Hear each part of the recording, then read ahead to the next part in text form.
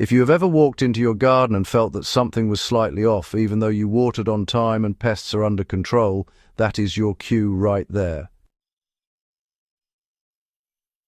Plants communicate constantly, and mineral imbalance is one of the most common messages they try to send.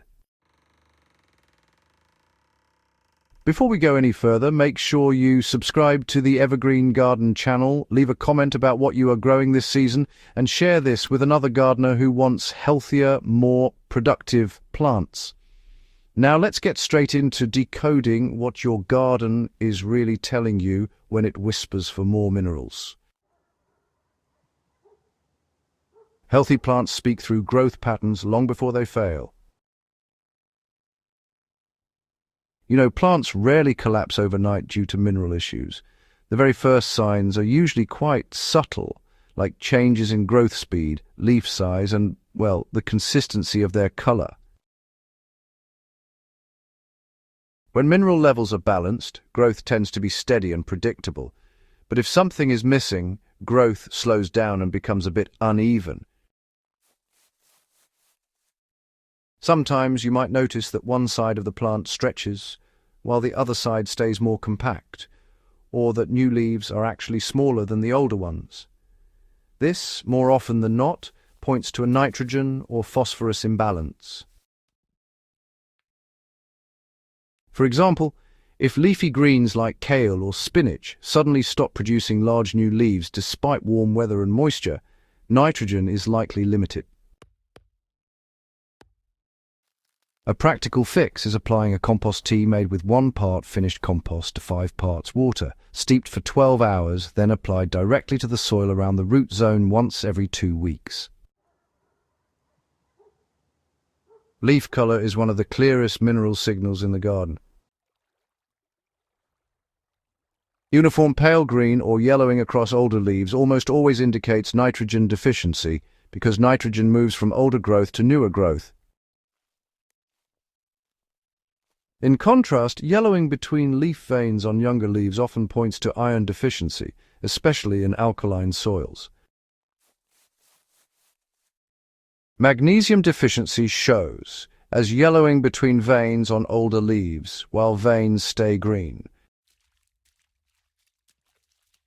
A practical magnesium correction involves dissolving 1 tablespoon of Epsom salt in 4 liters of water and applying it as a soil drench around the plant base, not as a foliar spray once a month during active growth. This is especially effective for tomatoes, peppers, and roses. When leaves curl, cup, or develop brittle edges, minerals are often the cause rather than disease. Potassium deficiency frequently shows as scorched or brown leaf edges, especially on fruiting crops like tomatoes and potatoes. Calcium deficiency causes distorted new growth, blossom end rot in tomatoes, and tip burn in lettuce. To address calcium issues, soil consistency matters as much as the mineral itself. Calcium uptake requires steady moisture. Applying finely crushed eggshells works slowly, but for faster correction, mix 1 cup of agricultural lime into 10 liters of water. Let it settle and apply the liquid portion to the soil around heavy feeders once at the start of flowering. When plants grow lush foliage but refuse to flower or set fruit, phosphorus or potassium imbalance is usually responsible.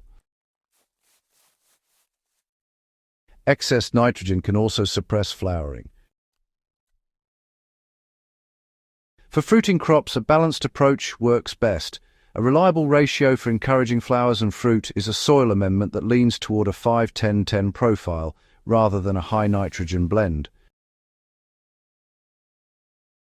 In organic systems, this can be mimicked by combining 1 part bone meal, 1 part wood ash, and 3 parts compost, then applying about 1 cup of this mix per square meter before flowering begins.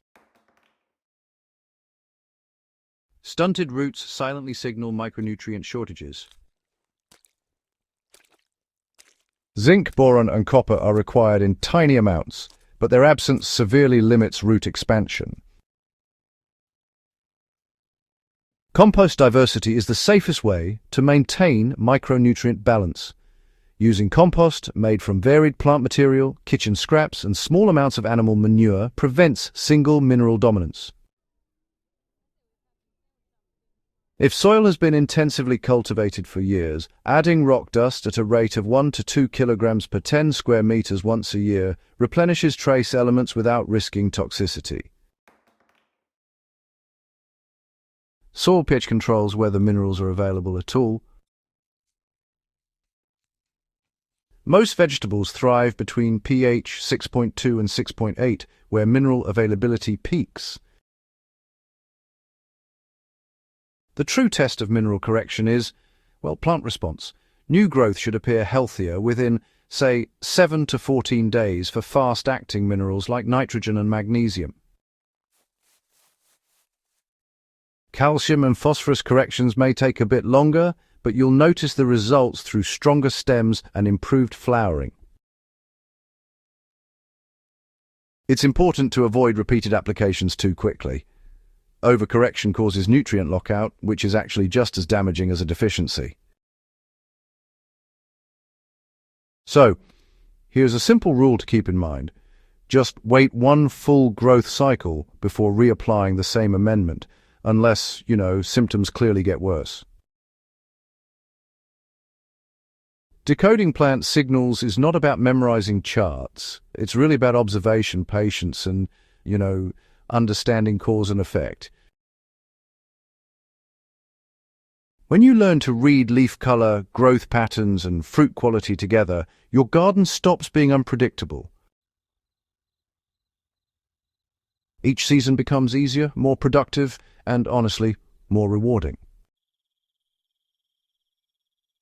If this guide helped you understand your plants on a deeper level, subscribe to the Evergreen Garden channel for practical, experience-based gardening knowledge that actually works. Share this with another gardener, and drop a comment below telling us what signals your plants have been sending you lately.